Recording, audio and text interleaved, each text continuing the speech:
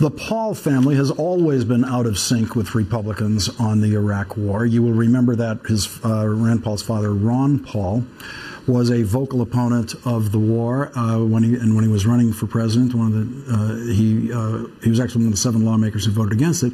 But when he was running for president, he actually introduced anti-war rhetoric into the Republican presidential debate forums. Why spend more lives over there? Right. I mean, look at what we've wasted already to go and spend more to justify the fact that we've lost a lot of lives. It doesn't make any sense whatsoever. They need to deal with it. We don't expect the Europeans to come in if we decide to do something with our borders on Mexico. Right. We don't expect the British and the French and the Germans to come over here and tell us what to do. So we should just stay out of that. The world would be better off for it, and they can solve their own problems. And I think the Middle East would have different property lines, different national lines, but I think that people ought to have a right of self-determination and a right to have a smaller unit of government. And believe me, those 2 principles would go a long way to securing peace in the world. Former Vice President Dick Cheney has been quite critical of this president. He wrote an op-ed this week in which he said, in part, "Rarely has a U.S. president been so wrong about so much at the expense of so many. Too many times to count, Mr. Obama has told us he is ending the wars in Iraq and Afghanistan as though wishing makes it so." Do you think Dick Cheney is a credible critic of this president? I think the same questions could be asked of those who supported the Iraq war. You know, were they right in their predictions? Were there weapons of mass destruction there? That's what the war was sold on. Was democracy easily achievable? Was the war won in 2005 when many of these people said it was won?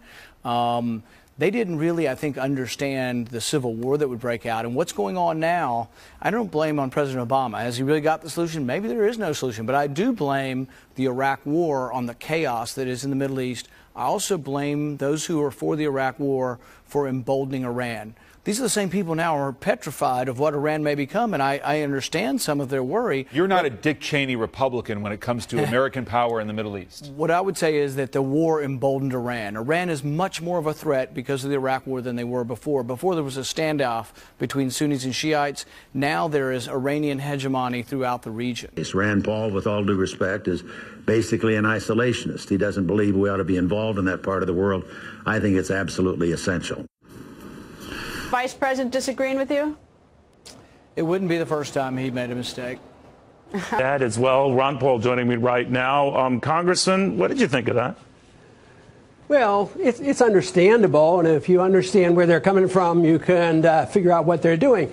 If they can't debate the issues and understand what non-intervention means and confuse everybody by screaming isolationism, they're just trying to destroy the messenger because they won't debate the issues.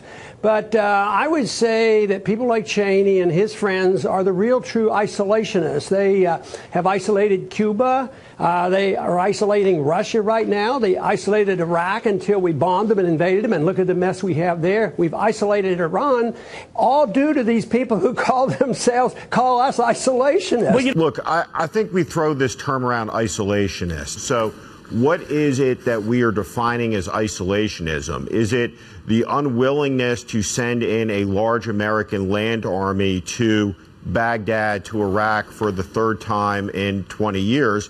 And I don't think that labeling someone an isolationist because of their opposition to that is going to hold water necessarily in a Republican primary, because I think Rand Paul is where the country is, and I think he is where an overwhelming majority of Republicans are on this issue. I don't think there's any constituency that wants to see American ground forces engaged in a huge way fighting ISIS in Iraq right now.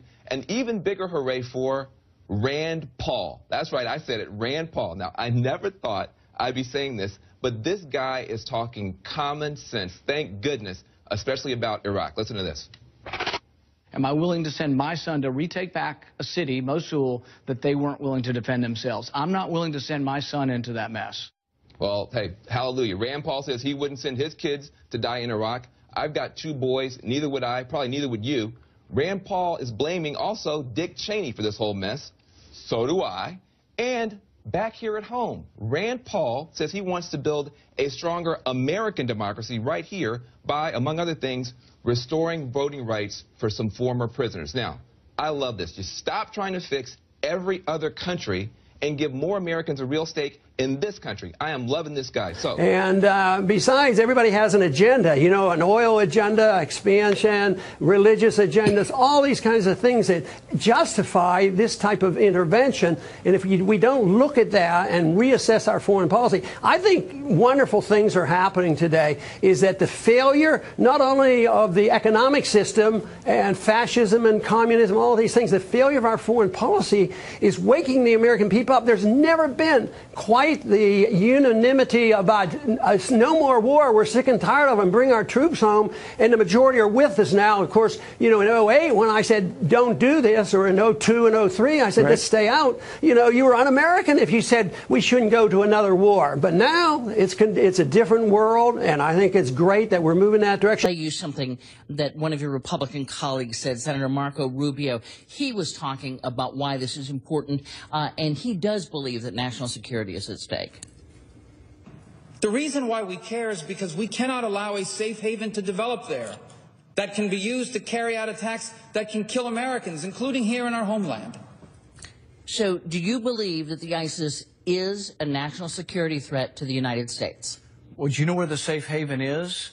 The safe haven's in Syria. So those who, but let me finish. Because the thing is that they would not be empowered in Iraq if we were not providing safe haven in Syria by arming their allies. So should we go to Syria? I mean, the thing is we kind of are where we are. No, so well, we are where we are because we are where we are because we armed the Syrian rebels. We have been fighting alongside Al-Qaeda, fighting alongside ISIS. ISIS is now emboldened in 2 countries. But here's the anomaly. We're with ISIS in Syria. We're on the same side of the war. So those who want to get involved to stop ISIS in Iraq are allied with ISIS in Syria. That is the real contradiction to this whole policy. Right. And many of your Republican colleagues would argue that what we should have done in Syria was get rid of Assad, and that would have stopped ISIS in his tracks. But we've done this. Look at Libya. We went into Libya and we got rid of that terrible Gaddafi.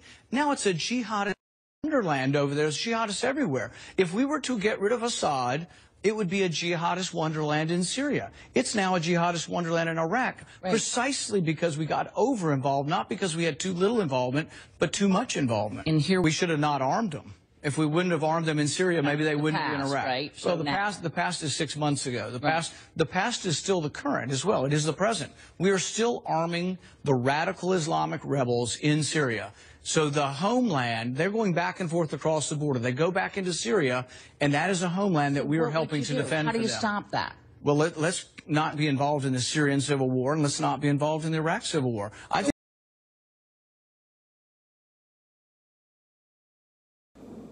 Asia Bibi is a Pakistani Christian who sits on death row for blasphemy. She says it all began when she drew water from a Muslim well.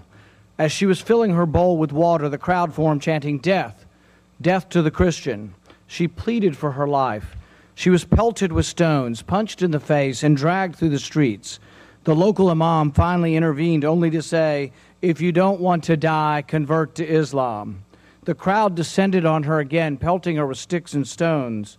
Finally, the police stopped the attack, and she was grateful, only to be arrested by the police for blasphemy. She's been sitting for 5 years on death row in Pakistan. Meanwhile, the U.S. taxpayer has forked over billions of dollars to the Pakistani government, which officially condones the persecution of Christians.